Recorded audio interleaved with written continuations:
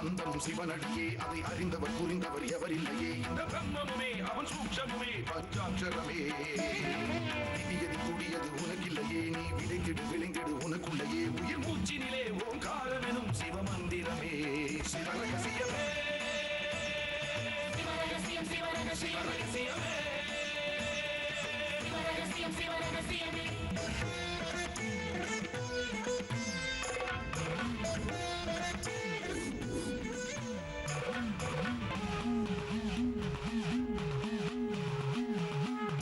காத்தலும் அழித்தலும் படைத்தலும் எவனோ அவனே நிற்பதும் நடப்பதும் பறப்பதும் அவன்தான் சிவனே சித்தர்கள் மொத்தமும் யுத்தமாய் ஏற்றிடும் தவமே வித்தர்கள் சித்தமும் கலங்கிட மாற்றிடும் சிவமே பூமி காத்தான் பட்டியை காத்திடும் ரசமணி ஈசன் இவனே வழிபடும் மக்கள் வாழ்வினில் அறம்பட ஒளிபட வாழ்ந்திடும் சிவனே அம்பை உடுக்கை உருட்டும் சத்தம் பெறுவான் காக்க வருவான் கங்கை கொண்டு சூலம் ஏந்தும் இவர் அபிராமி கொண்ட உலகம் போற்றும் சிவனே ஓம் நம சிவாய ஆதி அந்தம் சிவனடியே அதை அறிந்தவர் புரிந்தவர் எவரில்லையே இந்த பிரம்மமுமே அவன் சூட்சமுமே பஞ்சாட்சரமே விதியது கூடியது உனக்கில்லையே நீ விளைந்திடு விளைந்திடு உனக்குள்ளையே உயிர் மூச்சினிலே ஓங்காரம் எனும் சிவமந்திரமே சிவரகசியமே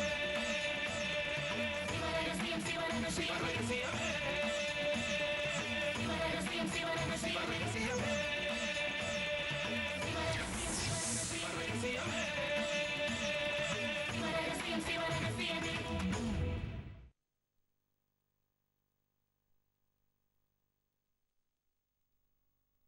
பாரப்பா மலரெடுத்து லிங்கம் வைத்து பார்த்திப லிங்கத்தை பணியாமற்றான் வீரப்பா நீராட்டி பூசை செய்து வீணர்கள்தாம் கத்தபம்போர் கதறுவார்கள் தேரப்பா மலரதனை கிள்ளும்போது செத்தசனம் போலாச்சு தெளிந்து பாரு காரப்பா மனம் கொண்டு பரத்தினூடே கண்டவரே கைலாசத் தேகந்தானே. காகபுஜண்டர்.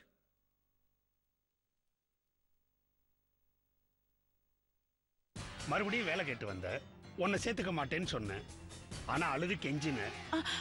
ஐயோ ஐயா, நானே வந்துடுறேங்க ஐயா. எனக்கும் அப்பாவுக்குமான பிரிவு காரணமே நீங்களும் உங்க பொண்ணு தானே? சொல்லுங்கம்மா, அப்பா எங்கம்மா? அம்மா, அப்பா எங்க? உங்க அப்பா ஜெயில்ல இருக்காருடி. பிருந்தா, அம்மாடி பிருந்தா, கண்ணா என்ன கண்ணா இது? பழைய நிலைமைக்கு போயிட்டா எனக்கு ரொம்ப பயமா இருக்கு கண்ணா. எனக்கு ஒரு வழி தெரியல. ஈஸ்வரா, நான் என்ன பண்ண போறேன்? பிருந்தா அக்கா, பிருந்தா கண்ணா, உங்க அப்பாவுக்கு ஆயுள் தண்டனையா குறைஞ்ச உடனே நான் காக்கை சித்தரை பார்த்து அவருக்கு நன்றி கடன் செலுத்தி இருக்கணும். இத்தனை நாள் நான் போகாம இருந்தது பெரிய குறைடா. நான் இன்னைக்கே போய் அவரை பார்த்துட்டு வந்துடுறேன்ப்பா. நீ அக்காவை பாத்துக்கடா. நான்லாம் சொன்னா நீங்க கேட்கவா போறீங்க? நீங்க தனியா போறீங்கன்னு தான் நான் பயப்படுறேன். எனக்கு என்னப்பா பயம்? நான் போன தடவை போனப்ப கூட காக்கை ரூபத்துல காக்கை சித்திரை என்ன வந்து கூட்டிட்டு போனார். அவர் எப்பவுமே எனக்கு பாதுகாப்பா இருப்பார். நீ வெளியில எங்கேயும் போகாம அக்காவை பத்திரமா பாத்துக்க. நான் போயிட்டு வந்துடுறேன்.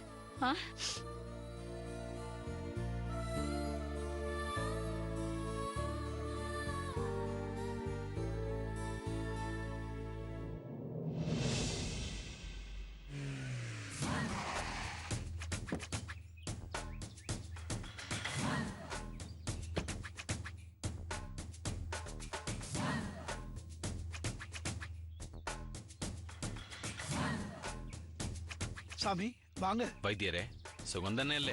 நல்லா இருக்கேன், உள்ள வாங்க.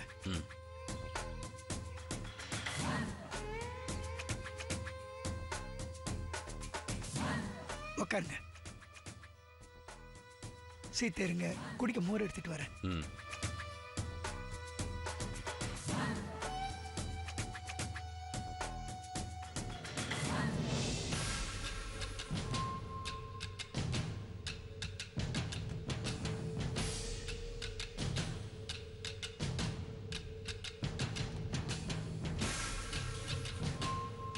சாமி,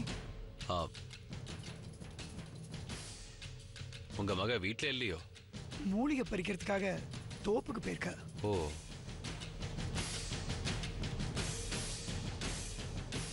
உங்க மருமக சித்தவனத்துல உயிரோட இருக்கான்னு சொல்லியும் இன்னும் படத்துக்கு பூ போட்டு பொட்டு வச்சிருக்கீங்களே. நான் என்ன செய்யட்டும்? நான் கண்ணால பார்க்காம நீங்க சொன்னதை மட்டும் வச்சு நான் ஒரு முடிவுக்கு வர முடியுமா? அப்போ என் வாக்கு மேல உங்களுக்கு நம்பிக்கை இல்லையோ? வைத்தியரே, என்னோட சொல் அந்த தெய்வ வாக்குக்கு சமமாகும். நான் மறுக்கல. ஆனா என் பொண்ணு தினம் தன்னோட புருஷனோட படத்துக்கு பூவும் பொட்டும் வைக்கிறத நான் என்ன சொல்லி தடுக்க முடியும்? அணைஞ்சு போறதுனால விளக்க மட்டும் அவ ஏத்துறதில்ல. கவலை வேண்டாம்.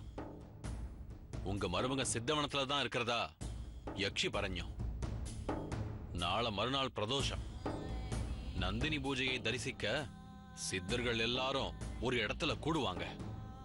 அந்த இடத்துக்கு கண்டிப்பா உங்க மருமக வருவாங்கிறது எந்த யூகம். நீங்க காலையிலேயே தயாரா இருங்க. நம்ம இங்க இருந்து கிளம்பி போலாம். எந்தான யோசனை? என் மேல இன்னும் நம்பிக்கை வரலையோ? அப்படி இல்ல, பலவித யோசனை. ஏன் சாமி, கன்னி ராசி உத்திர நட்சத்திரத்தன்னைக்கு சப்த கன்னி பூஜை பண்ணணும்னு சொன்னீங்களே, இப்போ பிரதோஷத்தன்னைக்கு போகலான்னு சொல்றீங்களே, அப்போ நீங்க சப்தகன்னி பூஜை பண்ணலையா? இப்ப செய்யல. இன்னைக்கு பகவதி அம்மன் கிட்ட இருந்து உத்தரவு கிட்டி இல்ல. அதனால ஞான் உங்களுக்கு கொடுத்த வாக்குப்படி முதல்ல உங்க மருமகனை தேடி கண்டுபிடிக்கிறோம். அப்புறம் இன்னொரு திவசத்துல நமக்கு பூஜை செய்யாம். அப்போ எங்களுக்காக தான் நீங்க வரீங்களா? அப்படியும் சொல்ல முடியாது. உங்க மூலமா ஞான் சித்தவனத்தை பத்தி தெரிஞ்சுக்கலாமே. சரி, நாளை மறுநாள் நான் வந்துடுறேன். நீங்க தயாரா இருங்க. ஆமா, நீங்க சித்தவனம் போகும்போது பாதுகாப்புக்கு என்ன ஏற்பாட்டோட போவீங்க? வனத்துக்குள்ள ரொம்ப தூரம் போகணும்னா மட்டும்தான் பாதுகாப்பை பத்தி யோசிக்கணும். சில நேரத்துல எனக்கு தேவையான மூலிகைகளை பறிக்க வனத்தோட முன்பகுதியிலேயே பறிச்சுக்கிட்டு வந்துடுவேன். போன தடவை தான் குணக்கண்ணிங்கிற அதிசய மூலிகையை பறிக்க வனத்துக்குள்ள போக வேண்டி இருந்ததுனால காக்கை சித்தர்கிட்டேருந்து கிடைச்ச அபயகந்தி வேற வச்சுக்கிட்டு போனோம். அப்ப கூட ஒரு அதிசயம் நடந்தது. எந்த அதிசயம்? அந்த வேறு என் கைக்கு வந்த போது அத்தி வேரா இருந்தது. வனத்துக்குள்ள போனதுக்கு பிறகு அது அபயகந்தி வேரா மாறிடுச்சு. அது கையில இருக்க போய் தான் எந்த ஆபத்தும் இல்லாம திரும்பி வர முடிஞ்சது. அப்படியா? ஆமா. அந்த வேருக்கு அவ்வளவு சக்தியா? அது காக்கை சித்தர் கொடுத்த வேர் இல்லையா? இப்ப அந்த வேர் உங்ககிட்ட இருக்கா? ஆமா, இருக்கு. ஞான அதை பார்க்கலாமா? ஓ, தாராளமா, இதோ கொண்டு வரேன்.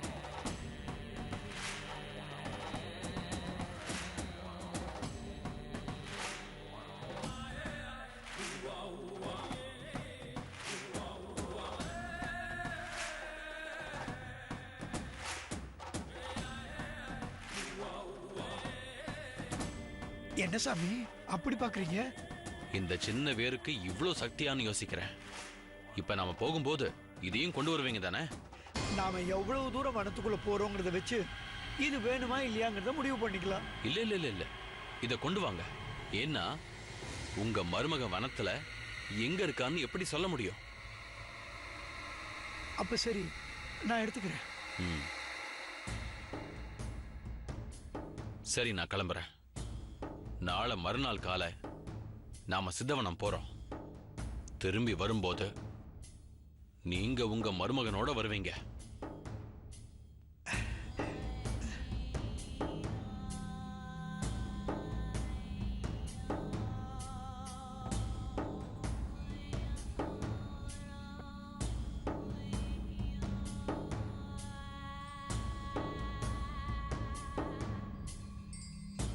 வாமா, சாமி வந்திருக்காங்க, கும்பிட்டுக்க. வணக்கம் சாமி. மங்களம் உண்டாகட்டும்.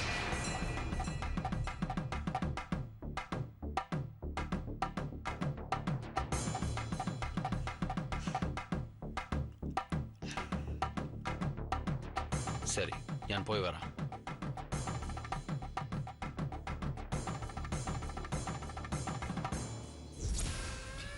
சரி, நான் வரேன். வாங்க.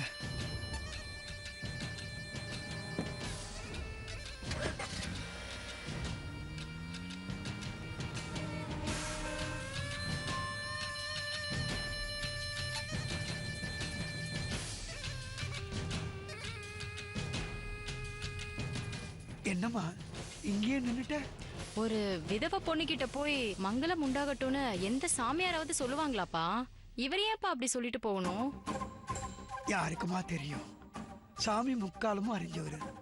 அவர் அப்படி சொன்னதுக்கு என்ன காரணமோ? இதையெல்லாம் மனசுல வச்சுக்காம போய் உன் வேலையை பாரு.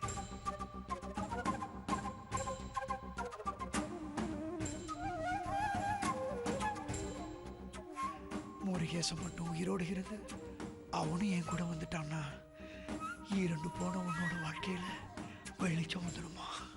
அதுக்கு ஈஸ்வரன் தான் அருள் புரியணும். அடாடா ஐயரு. வணக்கம் பிச்சு. பார்த்தே ரொம்ப நாள் ஆச்சு. ஊர்ல தான் இருக்கியா? ஆமா ஆமா. என்னடா பொண்ணு மாதிரி முகத்தை திருப்பிக்கிற? உன் கூடலாம் சேரக்கூடாதுன்னு எங்க அப்பா சொல்லியிருக்காரோ இல்லையோ? நோ, நான் ஊர் பிரசிடண்டோட புள்ளடா. என் கூடலாம் சேர மாட்டீங்களா? நான் நினைச்சேன்னு வை, உங்களை இந்த ஊரை விட்டே ஒதுக்கி வச்சிருவேன்டா. ஆமா ஆமா, எங்களை ஒதுக்கி வச்சுட்டா கோயிலை யார் பார்த்துப்பாங்களா? பிச்சோ, சிட்டிலேருந்து ஆளுங்களை கொண்டு வந்து யாருக்கும்ல? நானும் தான் கேள்விப்பட்டனே, நில அளக்க சிட்டிலேருந்து கொண்டு வந்த ஆளுங்க ஒன்ன ஓட்டத்தை பற்றி நானும் தான் கேள்விப்பட்டேன். டே பிச்சோ, பயங்கரமான ஆள்ற நீ. எதோட எதை கனெக்ட் பண்ற பாத்தியா? சரி, விஜய் சார் எப்படி இருக்காருன்னு கேட்க மாட்டியா?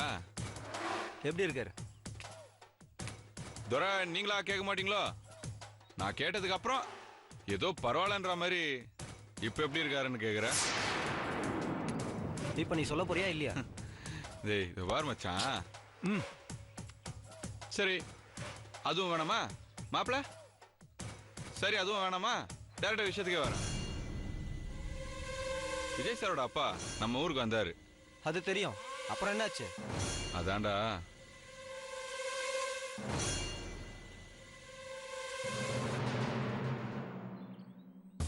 இதாண்டா நிலைமை. ஆனாலும் அப்ப கூட விஜய் சார் அசரம் அடிக்கிறாருல்ல. இன்னைக்கு நம்பூதிரியை பார்க்க விஜய் சார் பாபநாசம் போறாரு. அதுக்கப்புறம் பல அதிரடிகள் காத்துட்டு இருக்குல்ல. நம்பூதிரியவா? எதுக்கு? ஆஹா, வளரிட்டனா? டே பிச்சு, நான் சொன்னேன்னு வெளில அதை பத்தி எங்கேயும் சொல்றாதரா. நம்பூதிரியை பத்தி தெரியும்ல. தண்ணி எடுத்து உன் தலையில தெளிச்சு விட்டாருன்னு வச்சுக்க, சில மாதிரி ஆயிடுவ. தெரியும்ல, பார்த்து இருந்துக்கோ. ஆமா, இங்க என்னத்துக்கு நிக்கிற? கோவிலுக்கு சில சாமான்லாம் வாங்கணும், டவுனுக்கு போயிட்டு இருக்கேன். ஓகே. பரமேஷ் பைக் கொண்டு வரேன்னா அதுக்காக தான் வெயிட் பண்ணிட்டு இருக்கேன். சரிடா அம்பி, இப்படியே காத்துக்கிட்டு இரு. காலம் போயிட போகுது. என்ன, நான் வரேன்டா அம்பி.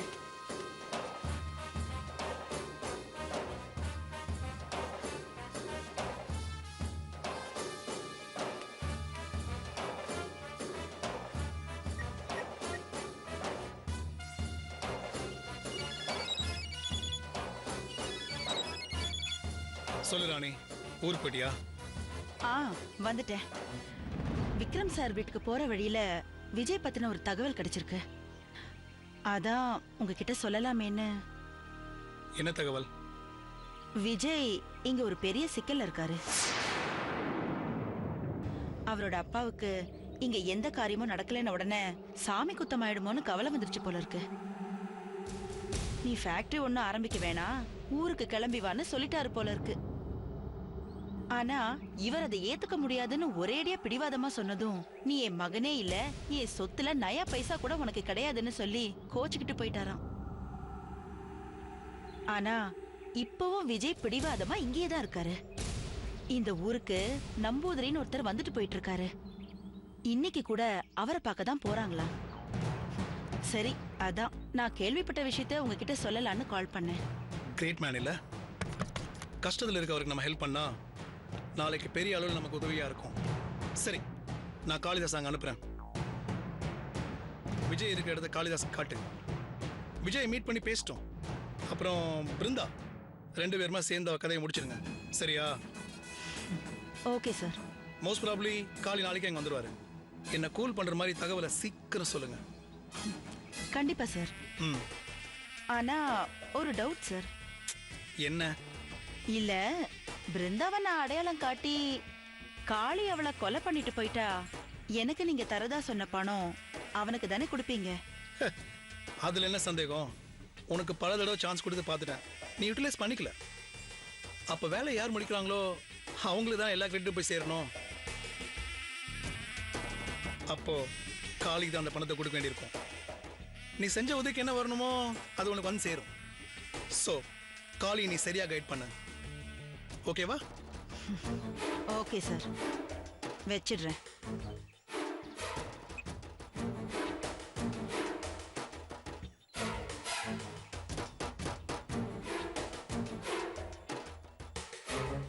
பண விஷயத்துல இவ்ளோ கராரா இருக்கிற நீ நாளைக்கு ஒரு பிரச்சனைனா என்னை காட்டி கொடுக்கவும் தயங்க மாட்டேன். இனி உன் விஷயத்துல நான் கவனமா இருக்கணும். பிருந்தா இருக்கிற இடத்த நான் அவனுக்கு காட்டணுமா? அவளை அவன் கொண்டுட்டு பழிய நாம சுமக்கணுமா? பணத்தையும் அவனே எடுத்துக்கிட்டு போவானா? எனக்கு இது ரொம்ப தேவைப்பாரு. பாப்போம், யோசிப்போம்.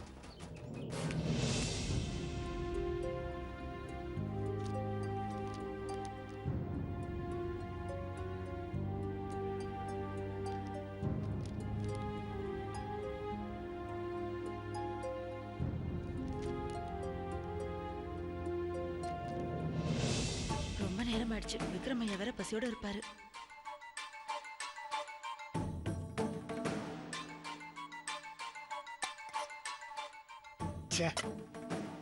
குடிக்க தண்ணி எடுத்து கொடுக்க கூட ஆள் இல்லையே. பசிக்க வேற ஆரம்பிச்சிருச்சு. ராணி வரேனா இன்னும் காணுமே.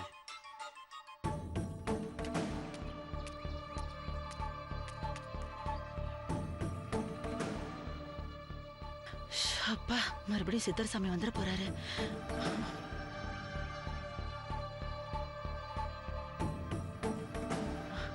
ஐயா. ராணியா? வா ராணி, உள்ள வா.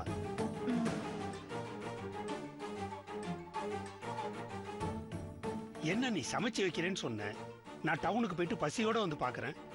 வீட்லயும் உன்னையும் காணும். நீ சமைச்சு வைக்கல, கதவை வேற திறந்து போட்டு போயிட்ட. எனக்கு அன்னைக்கு வந்த கோவத்துக்கு ஏன் அப்படி செஞ்ச? ஐயா, என்ன நடந்துச்சுன்னு விளக்கமா சொல்லிடுறேன். நீங்க போனதுக்கு அப்புறம் சமைக்கலான்னு சொல்லி நான் காய்கறி எல்லாம் நறுக்க ஆரம்பிச்சேன். அப்போ திடீர்னு விபூதி வாசனை வந்தது. எனக்கு அப்படியே பகீர்னு ஆயிடுச்சுங்க ஐயா. என்ன வாசனைன்னு பாக்குறேன். சமையல் கட்டு ஜன்னலுக்கு வெளியே உடம்பு பூரா விபூதி பூசிக்கிட்டு ஒரு சித்தர் என்ன முறைச்சு பாத்துக்கிட்டு இருந்தாரு. எனக்கு அப்படியே கை காலெல்லாம் நடுங்க ஆரம்பிச்சிருச்சுங்கய்யா. சரி, அவர் அங்கிருந்து போயிடுவாருன்னு பார்த்தா அவர் அங்கிருந்து போகவே இல்லைங்கய்யா. அதுக்கு மேல என்னால அங்க நிக்கவே முடியலங்கய்யா.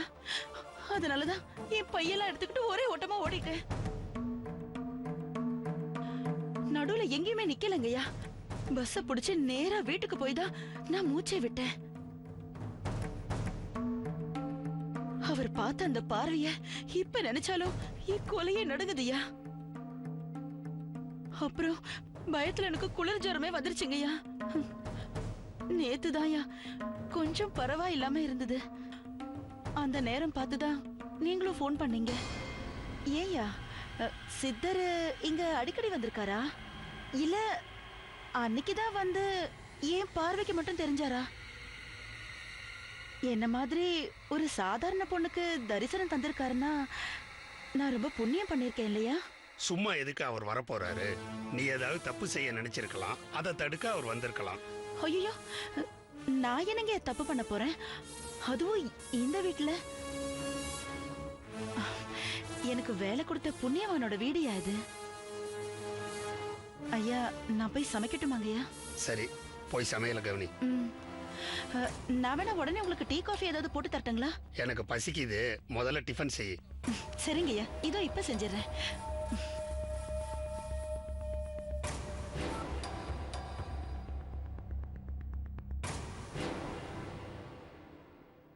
சித்தர் சொன்ன மாதிரி இவகிட்ட கவனமா இருக்கணும்.